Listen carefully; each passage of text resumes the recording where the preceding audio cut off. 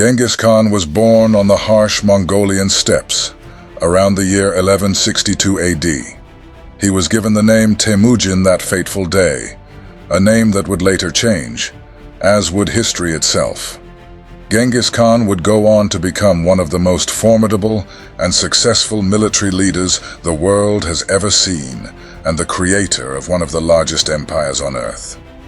His early life was not easy. His rise to power was marked by a combination of personal resilience, strategic brilliance, combined with a deep-seated drive for revenge following the death of his father, Yasuge. Indeed, this event seems to have shaped the direction of his life. Temujin was born into a tribal culture, and his family led a traditional nomadic lifestyle. They would have relied on Mongolian practices of moving from one grazing area to another with their livestock to ensure fresh pasture for their animals.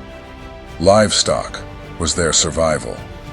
It was a difficult life, full of struggle and setbacks. And yet, things were about to get harder for Temujin. At the age of 9, he lost his father, Yasuge, in a conflict with another tribe. This changed everything, for him and for the world. Yasuge was a respected leader of the Borjigin tribe, and the circumstances surrounding his death are unclear. Some accounts suggest he was poisoned by the Tatars, a rival tribe. Others that he was killed in battle against them. Regardless, that Genghis blamed the Tatars is not in doubt.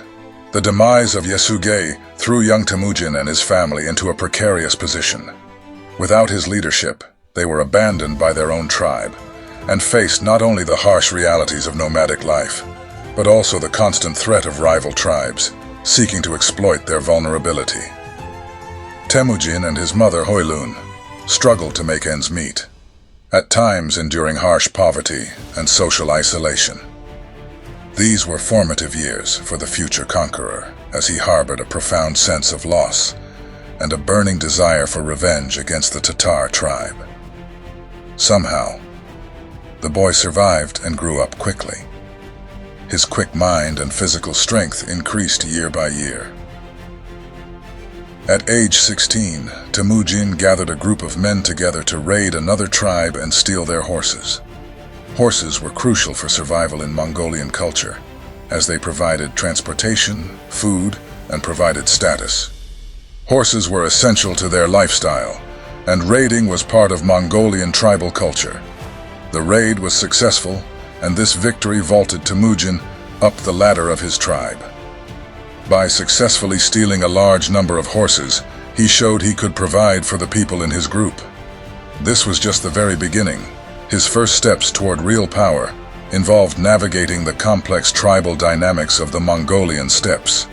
Despite volatile alliances and seething animosities and strong personalities, he exhibited exceptional leadership skills, charisma, and a keen understanding of human nature. His early military campaigns included attacks against various rival tribes, including the Tatars. He continued to win, and with each successful raid, his legend grew. At the same time, he was forging alliances with influential tribal leaders, marrying into powerful families, and consolidating his influence. Ultimately, the Tatars submitted to him, and he accepted their submissions. But he did not stop there. He had a larger vision, which many around him did not grasp at first. He was not just an average warlord. This man had a vision. The pivotal moment came in 1206, when he convened a large assembly known as the Kurultai. At this gathering, he succeeded in uniting the disparate Mongol tribes under his leadership.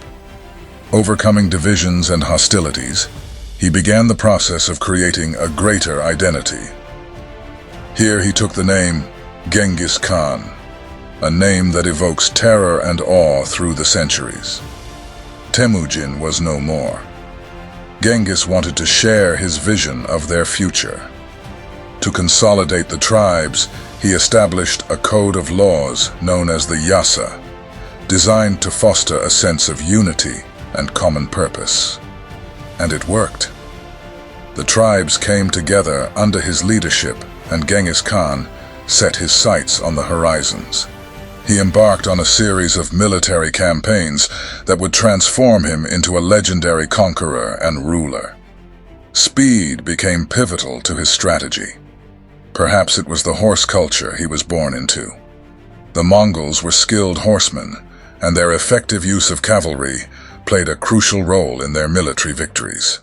Genghis implemented a highly flexible and adaptive military structure that allowed for rapid movement across vast territories. They also employed tactics like the feigned retreat and the use of composite bows from horseback.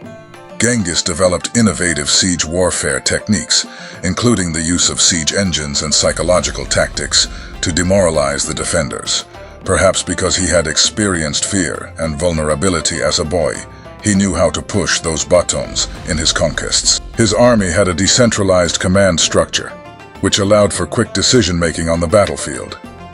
His subordinates were given significant autonomy and were expected to adapt to changing circumstances. Victory begat victory. As his successes expanded his realm to the rule of other peoples, he wisely incorporated members of those groups into his inner circle and used their culture's advantages to his own. His military campaigns expanded beyond the steppes, reaching into Central Asia, the Middle East, and eventually to Europe. The Mongol Empire, under Genghis Khan's leadership, became the largest contiguous empire in history, covering a vast expanse of territory. This empire clearly went beyond the primitive impulse for revenge.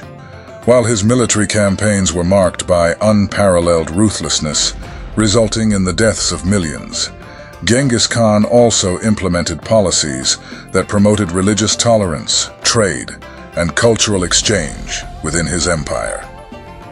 Genghis Khan changed the lives of tens of millions, for better and for worse. The Mongol Empire, under Genghis Khan and his successors, facilitated the exchange of goods, ideas, and technologies across Eurasia. The famous Silk Road, connecting East and West, thrived during the Mongol rule, contributing to the interchange of cultures and knowledge. He allowed the peoples under his rule to practice existing religions and maintain their own cultures.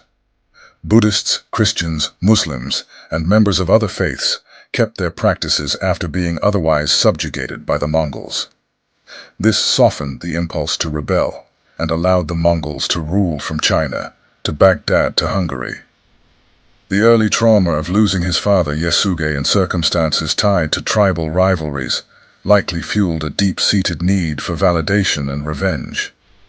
Genghis Khan's ambition to create a vast empire and unite the Mongol tribes could be seen as a way to establish his own legacy and secure the survival and prosperity of his family. The harsh conditions of the steppes, combined with the constant threat of external enemies, may have instilled in him a survival instinct that translated into a relentless pursuit of power. His ability to unite diverse tribes, implement innovative military strategies, and shape a vast empire is a testament to the indomitable spirit of a leader who had a greater vision for not only himself, but his many subjects around the globe. His father would have been proud.